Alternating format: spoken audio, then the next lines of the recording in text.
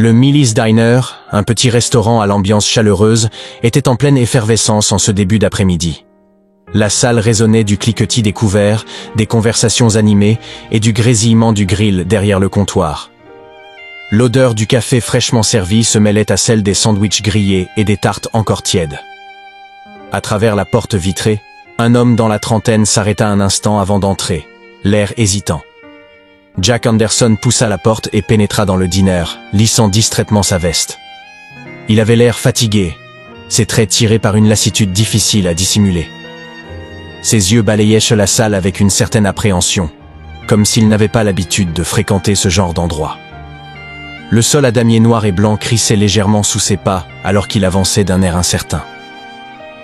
Le Millie's Diner respirait la convivialité, un contraste frappant avec les endroits aseptisés que Jack fréquentait habituellement.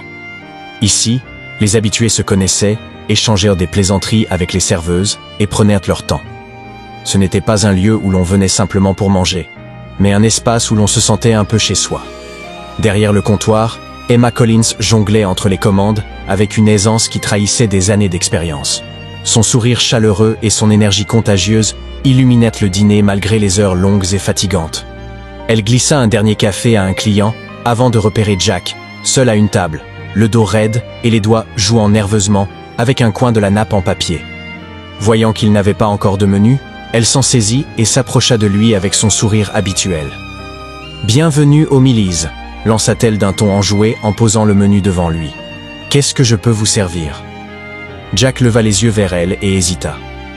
Son regard parcourut brièvement le menu, mais il semblait ailleurs, comme préoccupé par autre chose.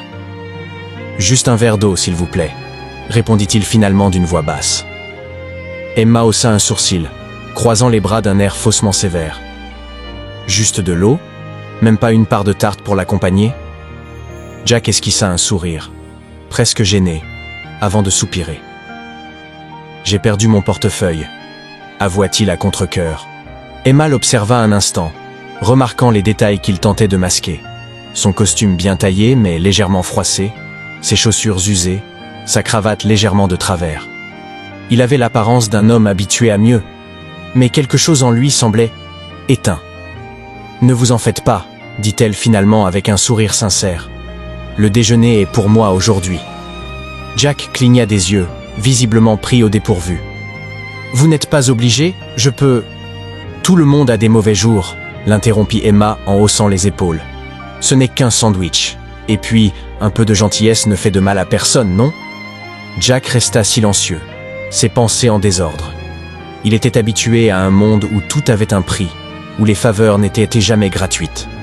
Pourtant, Emma lui offrait ce repas sans rien attendre en retour. « D'accord, » finit-il par dire lentement. « Merci. Dans ce cas, un Turkey Club. » Emma lui adressa un dernier sourire avant de repartir vers le comptoir pour passer la commande. Resté seul, Jack s'appuya contre la banquette en cuir, observant le dîner avec un regard différent. L'atmosphère lui paraissait moins étrangère, plus accueillante. Quand Emma revint quelques minutes plus tard avec son sandwich et son verre d'eau, il la remercia à nouveau. « Emma, c'est ça ?» demanda-t-il en lisant son badge. « Exact », confirma-t-elle avant de s'éloigner pour s'occuper d'un autre client. Jack prit une bouchée de son sandwich, mais son esprit était ailleurs. Quelque chose en lui, imperceptible mais réel, s'était allumé. En quittant le dîner après son repas, Jack se retrouva sous une pluie fine. L'humidité ne le dérangeait pas plus que le froid. Ce qui l'étonnait, c'était ce qu'il ressentait. Une chaleur discrète, un sentiment qu'il avait presque oublié.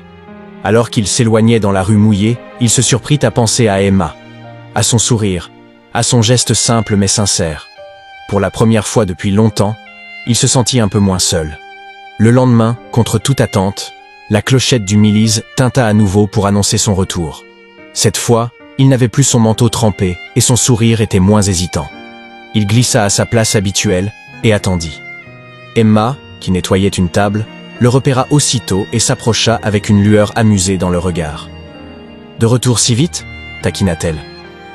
Jack passa une main dans ses cheveux, un peu gêné. « Eh bien, vous m'avez dit de revenir un jour meilleur. » Mais il haussa les épaules. « Je crois que je vous dois toujours un repas. » Emma croisa les bras, feignant l'hésitation.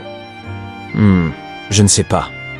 Vous commencez à ressembler à un professionnel du repas gratuit, plaisanta-t-elle. Jack rit, surpris par sa propre réaction. Coupable.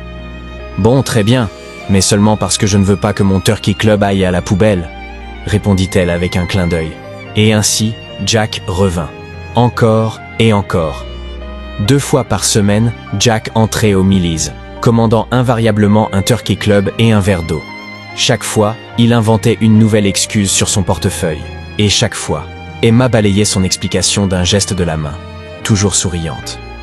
Mais ce n'était pas seulement le repas gratuit qui le ramenait ici. C'était Emma. Il se surprenait à l'observer discrètement. La façon dont elle connaissait chaque client par son prénom, comment elle ajoutait une part de tarte aux commandes des habitués sans qu'ils aient besoin de demander.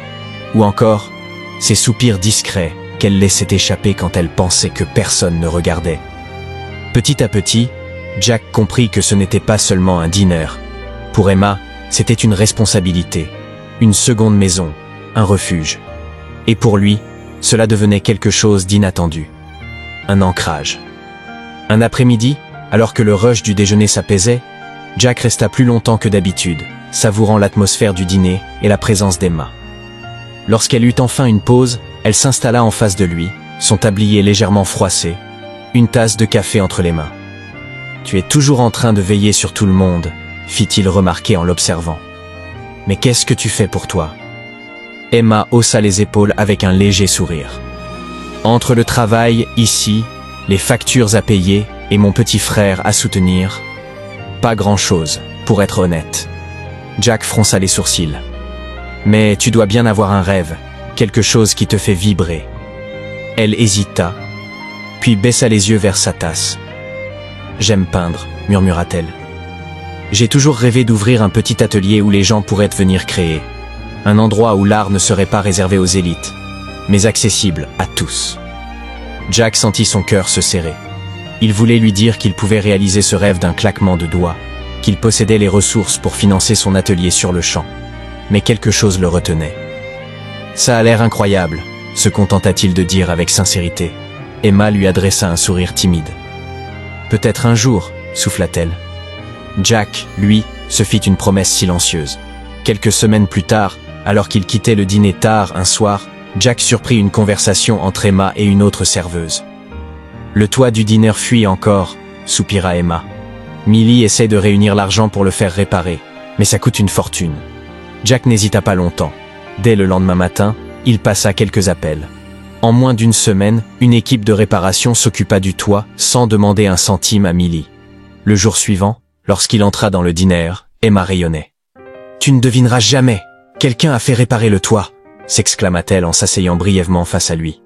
Jack feignit la surprise. « Vraiment ? C'est incroyable !» Emma hocha la tête. « Millie pense que c'est un client fidèle qui nous a fait ce cadeau anonyme. Qui que ce soit, il nous a sauvés. » Jack esquissa un sourire. Il aurait aimé lui dire que c'était lui, mais une étrange crainte l'empêchait de parler. Il ne voulait pas qu'elle le voie différemment, qu'elle pense qu'il essayait d'acheter sa gratitude.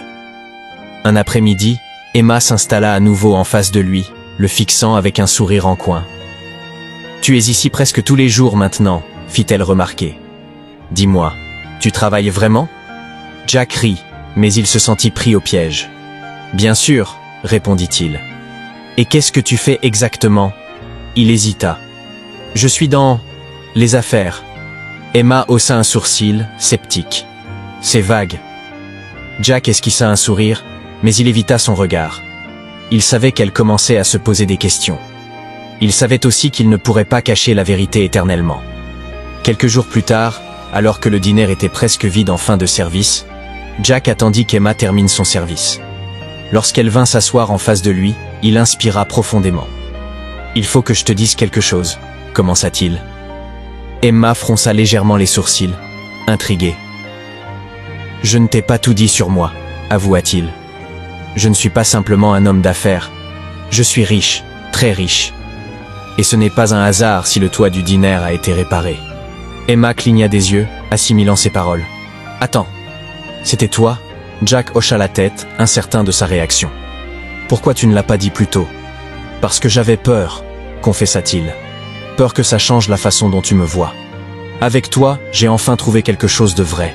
Quelque chose que l'argent ne peut pas acheter. » Emma le fixa un instant, puis un sourire tendre se dessina sur ses lèvres.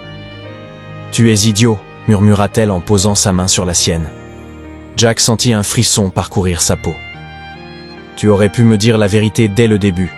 Ce n'est pas ton argent qui m'intéresse, Jack. C'est toi. » Il la regarda, bouleversé. « Tu es sûr ?» Emma rit doucement. « Complètement. » Sans réfléchir, Jack entrelaça ses doigts aux siens. À cet instant, il sut qu'il ne voulait plus jamais la laisser partir. Les semaines passèrent, et Jack continua à venir aux Millies, mais cette fois, sans excuse.